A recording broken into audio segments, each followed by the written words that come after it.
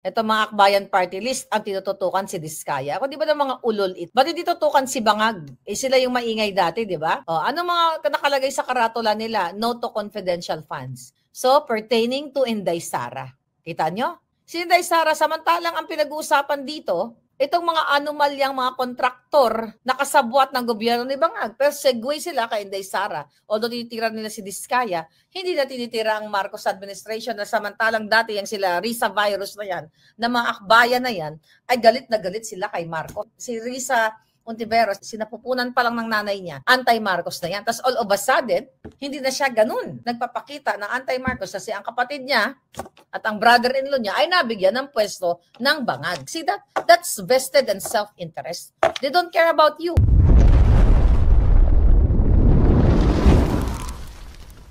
Even you ha, mga Pinklawan na mga umaasa, alam mo, kayo mga sumusuporta sa Pinklawan at dito sa Nakbayan, mag-isip-isip kayo. Lagi ko sinasabi, hindi tayo magkalaban. Pareho tayong biktima dito. Ang Pinklawan na binubolja ko, yung mga politiko na kikinabang. Kayo mga Pinklawan na pumuprotekta sa kanila, kayo ang biktima dito. Kita ninyo, bakit si Marcos pa rin? Di ba galit na galit kayo, Pinklawan?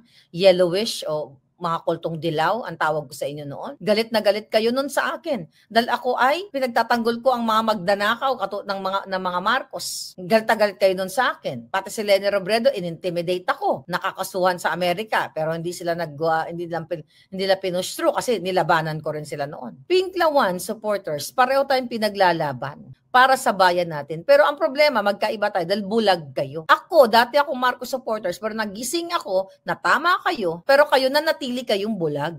Ako, nanatili akong gising. Pareho tayong pinaglalaban para sa bayan, para panagutin itong mga hinayupak na to. Pero kayo, hanggang ngayon, idol nyo pa rin si Saba de Lima. Idol nyo pa rin si Ontiveros, idol nyo pa rin si Robredo. Kung lumabas kayo ng bahay, magsama-sama kayo, whether pula, ang pula, malabo yan, dahil sarado utak niyan. Mga dilawan, o green, or Pilipino, lumabas kayo sa bahay nyo, panagutin nyo si Bangag, tapos na sana problema nyo. But ayaw nyong gawin. Ayaw nyong gawin kasi sinasabi ninyo, ay kasi si Sara ang successor. So you are not for your country. Sigurado ba kayo na kapag nagkaroon ng kaguluhan or pagpapalit ng natarili kaguluhan ng peaceful protest, si Sara ba? Baka ayaw nga umupo ni Sara Duterte. Sigurado ba kayo na gano'n ang mangyayari? So, ibig sabihin, wala kayong pakialam sa bayan nyo. Dapat kayo'y lumabas. Pinklawan, sarado utak nyo, kaya pare-pareho kayong lulubog dyan, pulahan, dilawan, greenan, putian. Lahat kayo ng mga ordinaryong tao, whether you are from middle class o medyo a little bit richy, pareho kayong mahirapan sa baha. Wala kayong patriotism at all. P. Joy Stone, bakit sa US nagpagamot si Zaldico? I don't think na nagpapagamot yan. Pinatakas yan. Tumakas ka muna, pare, para hindi ka mapilit dito na mag-testify ka dito sa Senate. Yan. Drama lang yan ni Bangag, pero nag-usap na yan sila or nag-onsiyan sila. O pare, tumakas ka muna. O kung si Tambalusos, tumakas ka muna, pahupain na natin to. Alam mo naman ng mga Pilipino, maingay lang yan ngayon. Lang yan sa social media. Pero after nito, hupa na yan, makakalimutan ka na rin.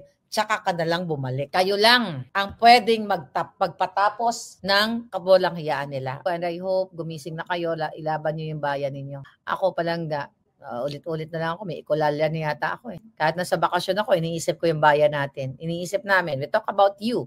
We talk about the baha. We talk about the mga kawatan. Kahit nasa bakasyon, wala kaming topic for, ako kasama nila eh. Pinili nila akong kasama. So pinag-uusapan namin about problema sa bayan.